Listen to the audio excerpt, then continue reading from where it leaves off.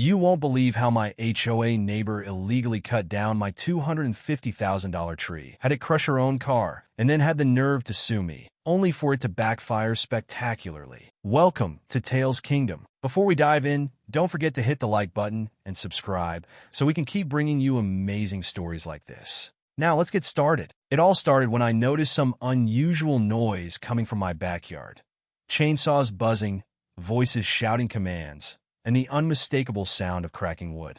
Rushing outside, I was met with a shocking sight.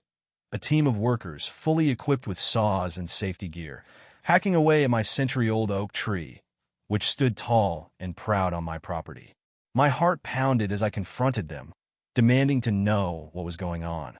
One of the workers, looking slightly uncomfortable, pointed toward the street where my neighbor, Karen, stood with her arms crossed, smirking as if she had just solved the world's biggest problem. Furious, I stormed over to her and asked why she had ordered the removal of my tree without my permission. She scoffed, flipping her overly styled hair, and stated matter-of-factly that the tree's branches were hanging too far over her driveway and shedding leaves onto her car.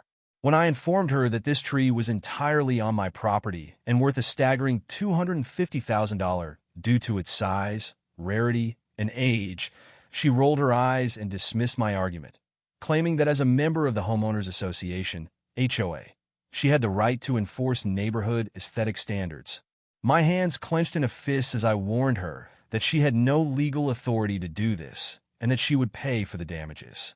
However, she simply laughed and waved me off, saying she was doing the whole community a favor by getting rid of an eyesore.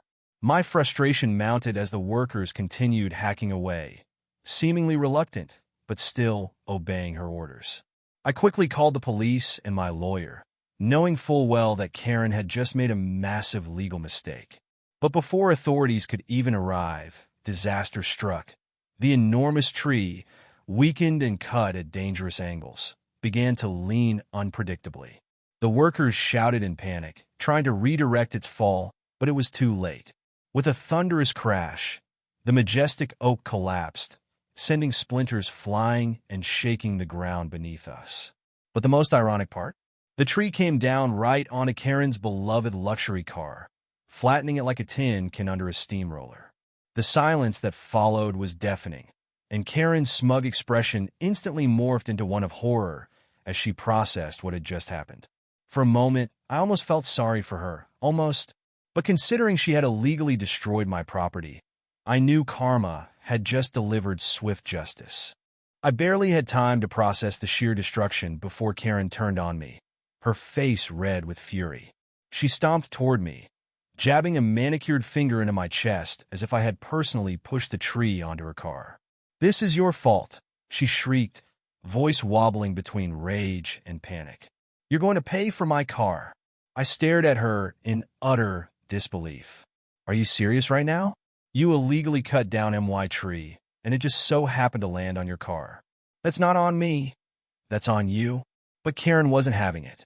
She flipped her phone out and immediately started calling her lawyer, screaming about gross negligence and reckless endangerment. At that point, the police finally arrived, stepping into an absolutely chaotic scene, with chips and branches scattered everywhere, stunned workers standing around awkwardly, and Karen practically foaming at the mouth. After listening to both sides, the officers didn't look too impressed with her excuses. They asked her if she had a permit to remove the tree. Of course, she didn't. They asked if she had a court order or even HOA documentation that justified her actions. Again, she didn't. The officers exchanged looks before telling Karen that she was likely in serious legal trouble for trespassing, property damage, and unauthorized removal of a protected tree. That shut her up for all of 2 minutes, until she got the bright idea to double down. If she was going down, she was taking me with her. Days later, I received an official lawsuit. Karen was suing me for damages to her car, claiming I had failed to properly maintain my tree, which had led to the unavoidable accident. I laughed out loud when I read it. Unavoidable? She had literally ordered workers to cut it down. But her delusions didn't stop there. She also claimed emotional distress and demanded compensation for her pain and suffering. As ridiculous as it was, I wasn't about to take any chances. I lawyered up and countersued for damages, including the full $250,000 value of the tree, legal fees, and punitive damages for her blatant trespassing and destruction of my property.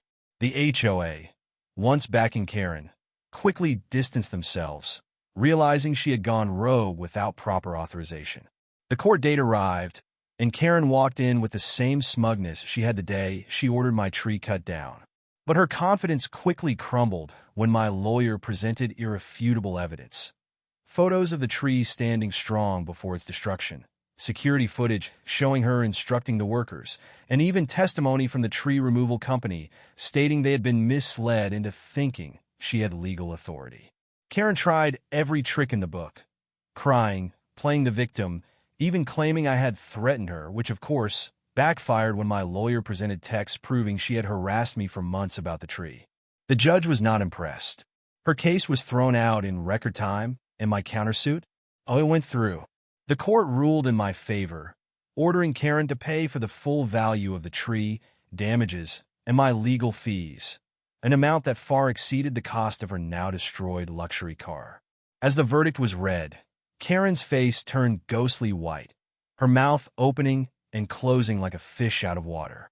It was over. She had not only lost her case, but she had also ruined herself financially in the process. If I thought Karen would take her loss with even an ounce of humility, I was sorely mistaken. The moment we stepped out of the courtroom, she stormed up to me, her face twisted in rage. "This isn't over," she hissed, her voice low but dripping with venom.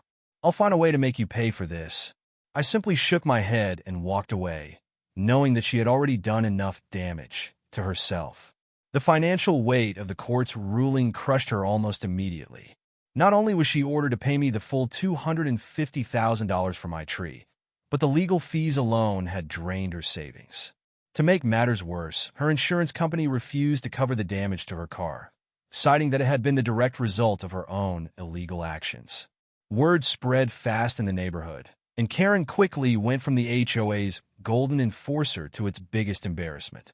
No one wanted to be associated with her, especially after the HOA distanced itself and refused to support her appeal attempts. In a final act of poetic justice, the HOA actually fined her for violating neighborhood policies regarding property destruction. With all her financial burdens piling up, Karen was forced to put her house on the market. I could barely contain my satisfaction when I saw the "for sale" sign go up in her yard. But that wasn't the best part. No, the best part was what happened next. You see, I had connections in real estate, and when I learned her house was up for sale, I pulled a few strings.